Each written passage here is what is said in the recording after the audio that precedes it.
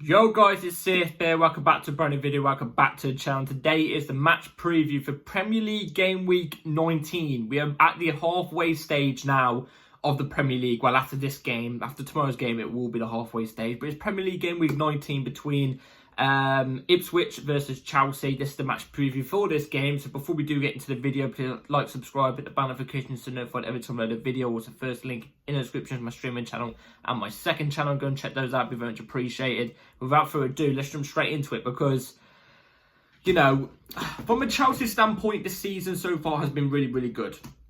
You know what I mean? From our standpoint, the way we've played, you know, the results-wise, as the table is looking as well, I'm looking at the table and stuff like that. We've played really, really good this season, and we've had 3 defeats. 3 defeats in 18 games isn't bad, and we didn't think we'd be at this stage with Maresca. We'd never thought we'd be at this stage with Maresca. Nobody did. Even the people who backed Maresca from the get-go before he even came in didn't even think we'd be at this stage, this point in the season. The way we're playing and how good we look. You know what I mean? Went down the wrong way. Sorry a sec. But the past 2 fixtures, we've been on a bit of rocky form, and that's not even just in terms of results, but the way we've been performing has been a little bit rocky. You know, we've took a little bit of a nosedive as well. You know what I'm trying to say? But that could just be to do with form. That could be to do with form. But Ipswich is the team we're going to be playing tomorrow, and Ipswich have been doing all right this season in the Premier League. If I'm looking at the table, Ipswich are currently lying in 19th, which it doesn't sound all right, but they've got 12 points in 18 games, which are 2 wins, 10 draws, and 6 losses, which for a relegation side isn't bad. Wait on a sec, is that correct? No, I've got that wrong. Sorry, wait, I've got that wrong. 2 wins, 10 losses, 6 draws. My bad, I got that completely wrong. It's not Southampton bad, but it's bad. But from what I know of, they've played a couple of games this season. They've actually been not that bad as what their position says. Like, they've given a game to Manchester United, for example, who are doing absolutely pony, which is great to see, along with Tottenham as well. By the way, United and Tottenham. United are lying in 14th and Tottenham are lying in 11th. This is a thing like you love to see. You know what I mean? United are like only oh my God, they're only like 8 points off, 7 points off relegation. This is something you love to absolutely see. This is great.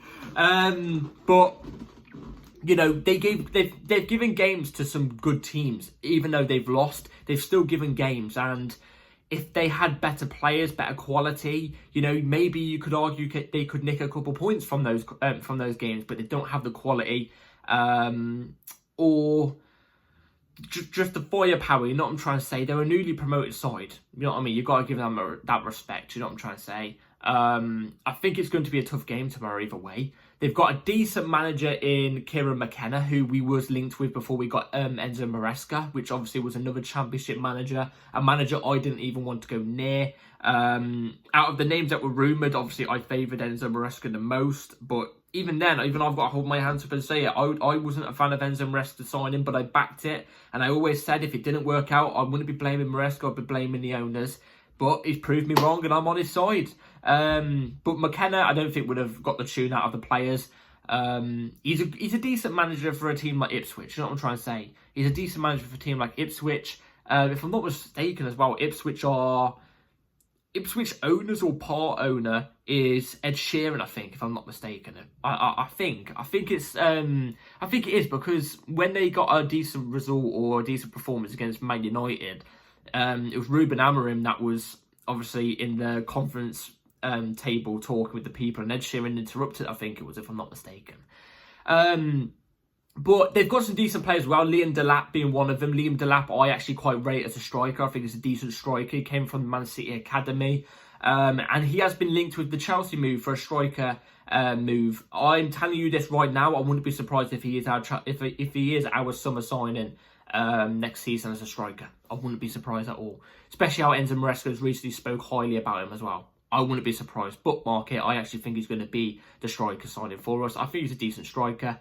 Obviously, also as well, they've got Amari Hutchinson as well, another player that was with us last season that has just signed for Ipswich this season. He's another player that is quite dangerous, quite a good player. It'll be quite interesting to see how he does against us tomorrow if he plays.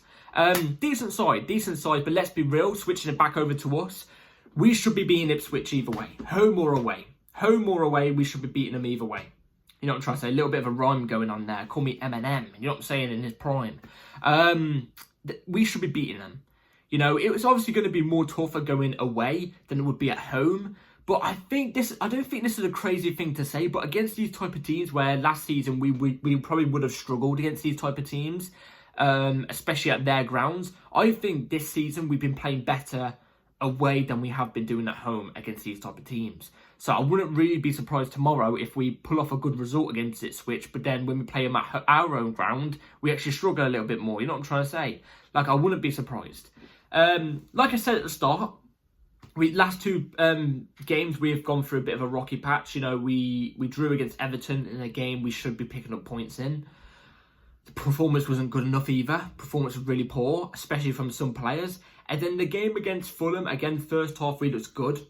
Good is all I'd say, but second half we dropped off significantly, and I think the players just got overly too confident to the point where they couldn't get back into the rhythm of things, and it's their own fault in my opinion.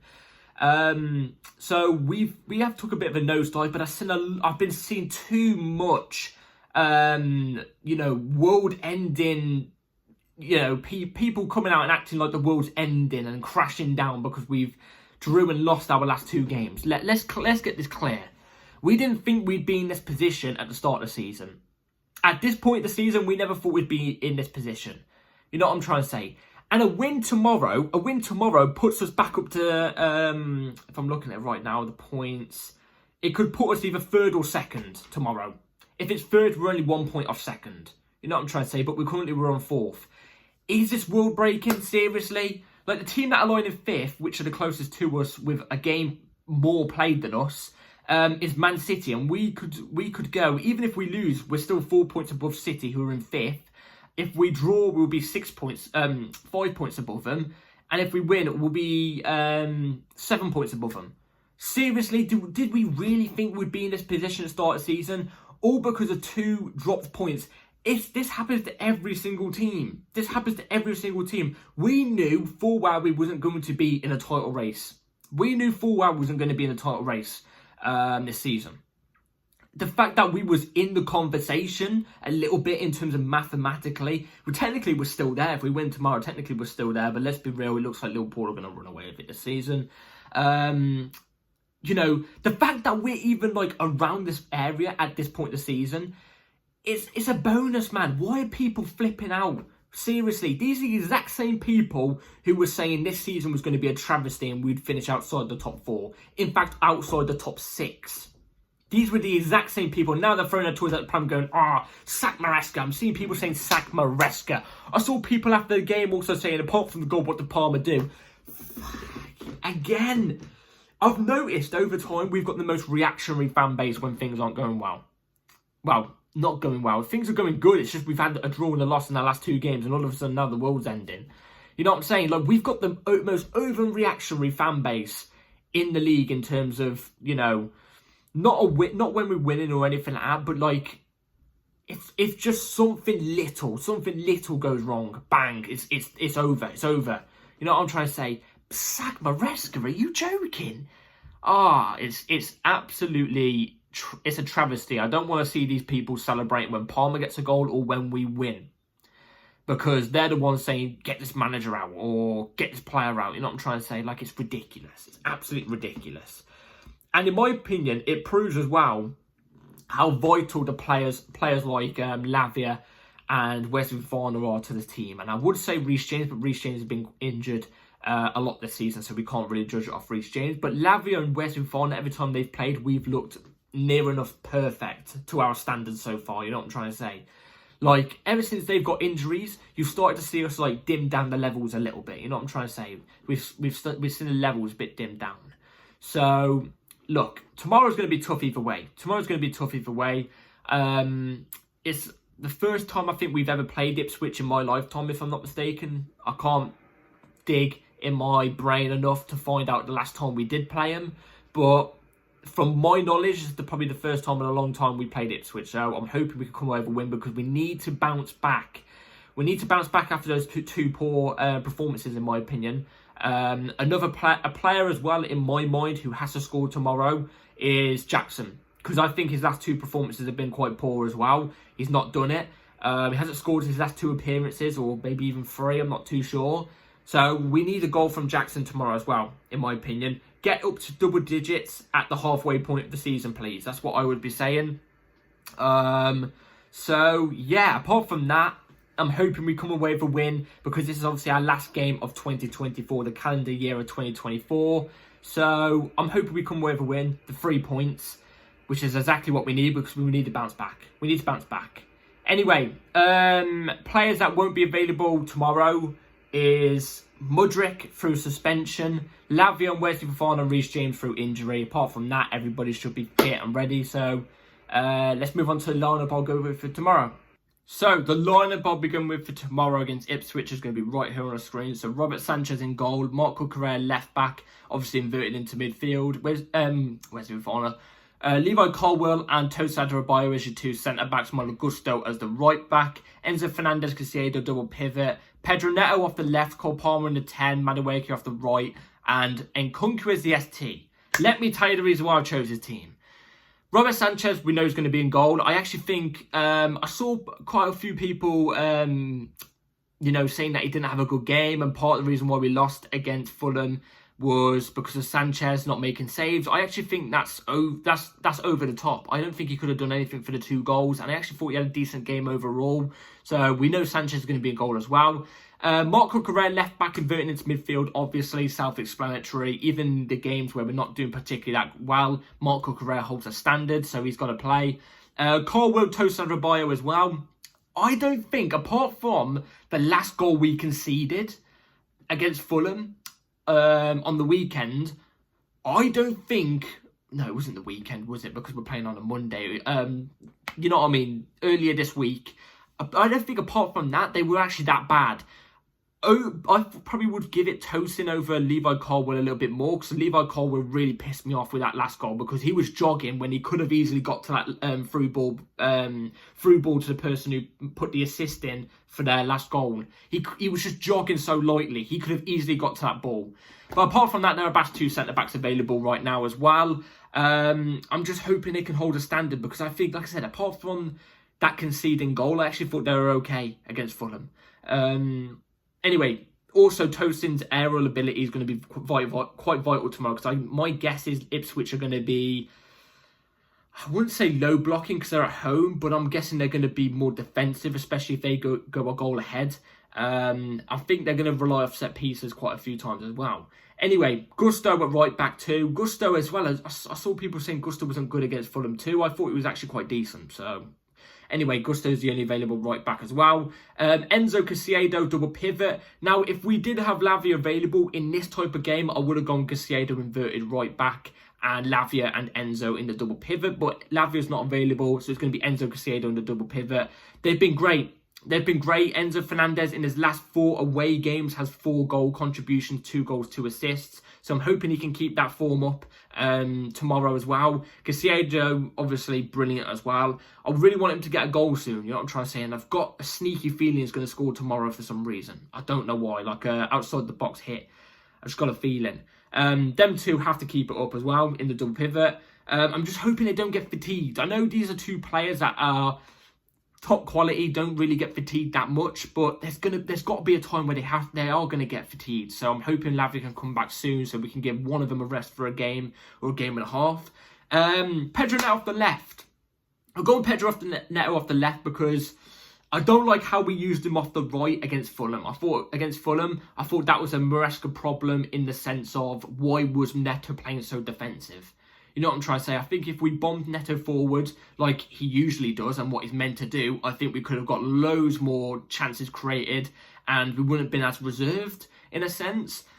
So tomorrow I'm hoping he's not doing that. That's why I'm putting him off the left as well. We know he can play off the left or right. He's very versatile in that sense. He can cut in on both feet. He can create chances on both feet. But I've also put him on the left because I want to fit Noni in for this game. And the reason why I'm putting Noni on for this game is nothing to do with Sancho.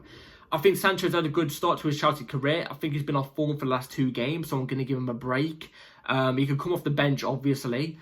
But Noni, I've gone with this game because I feel like his 1v1 ability off the right will be, I think, more vital and more successful than what Sancho's would be off the left, because I think Ipswich's fullbacks are weaker on Noni's side.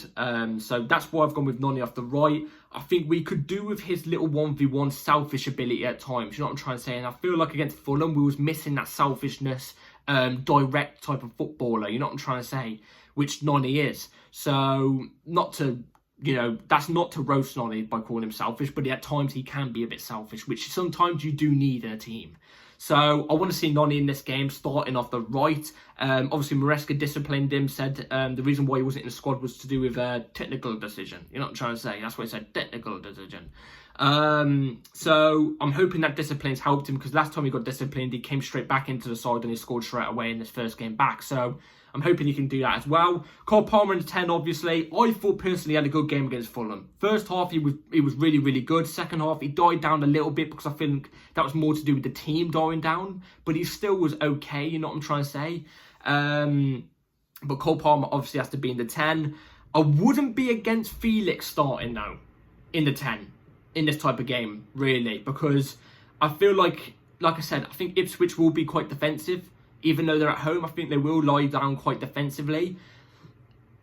I'm not against Felix starting in the 10 because he could offer that again, just like Noni, that selfish type of, directness, go past two players and have a pop-up goal, which could end up bobbling out to one of our strikers or wingers who are in the box, you know what I'm trying to say? Which sometimes Palmer does that, but he's also more creative, whereas I think Felix is a bit more selfish. So I wouldn't be against it, but I think Palmer is the better option still. And then Kunku is the ST. Jackson has to be dropped. Jackson has to be dropped. I love Jackson. This isn't anything on Jackson. He's our main guy, but in my opinion, he has to be dropped. Obviously, he has to come off the bench tomorrow either way, but I think Kunku is the ST tomorrow. Look, it's going to be tough, but Kunku tomorrow has got to be on it tomorrow, in my opinion. He's got to show work ethic. He has to. And that's one thing I feel like the reason why he's been dropped from the squad and not been having many game times, because Maresca likes work ethic. Players who show their, their, what's the word? Their fitness levels, you know what I'm trying to say, the pressure. And Kunku doesn't add that, really. But tomorrow, I'm hoping he does, and I'm hoping he can show his quality, because I've got a feeling tomorrow, if we do start with Kunku, he can bag a goal. Against a team like Ipswich as well, he should have enough quality to do that lone striker work by himself, you know what I'm trying to say? His movement, obviously, is second to none. We know his movement in behind a back line's good. But also as well, because I feel like Ipswich will be lying quite defensively. I feel like his close control ability in receiving the ball, maybe, with two defenders behind him, and then manage to bob a weave between those defenders, maybe he can get through on goal in that sense, because I think our crosses will be quite useless tomorrow, because I don't think Jackson's good in the air and I don't think Nkunku's good in the air either. But I feel like we need a striker with more of a better close ball control tomorrow, and I think Nkunku can do that. Likewise, what we saw with his goal against Bournemouth when we won 1-0 at the start of the season, I think it was like second game of the season, where he came off the bench and he bobbed them, managed to squeeze through a little gap between two Bournemouth defenders near towards the end of the game and get a goal. That's what we need tomorrow, and I feel like that's the type of game where we need a player like that up top. So that's what I'm going with Nkunku. That's my lineup for tomorrow. Let me in the comments down what you would go with. So my score predictions for tomorrow. I'm actually a bit confident for tomorrow. I'm not going to lie. I feel like the team know they've got to bounce back. The team know the fans, we aren't happy. Obviously, we would rather be winning games, but there's some fans who have gone over the top, obviously. This team knows they've got to bounce back. I think Maresca will tell them, you need to bounce back. Maresca isn't a manager to let it slide, from what I've gathered information of him about, based off these 18 games in the Premier League and his first 5 months, 6 months as Chelsea manager. So I think we will bounce back. I think it's going to be Ipswich 1. I think Ipswich are going to get a goal. I think it's going to be Ipswich 1, Chelsea 3. I'm going to go with a 3-1 win. I think it's going to be convincing. I just think we are going to concede, because it can happen. Even in convincing victories, you can concede, and we're prone to conceding this season, aren't we? So, anyway, I would like to see our striker get on the score sheet, whether that's Jackson or Nkunku, or perhaps maybe even both. You know what I'm trying to say? So, because at the start of the season, we had that predicament where Nkunku was on form, but so was Jackson at the same time. So it was a bit of, it was tough to decide who to start. You know what I'm trying to say? that was the headache at the start of the season. It's not been like that towards now. It's just been Jackson. So I'm hoping we have that predicament tomorrow where they're both firing on score sheet. So that's my prediction for tomorrow. Let me comment down below what yours would be. Please hit the bell notification for my video tomorrow, which will be out an hour after the game. So be ready for that with the bell notification on. Like, subscribe, everyone. Take care. And I'll see you after the game tomorrow. Come on, Charles. Let's get this. Let's bounce back. Peace.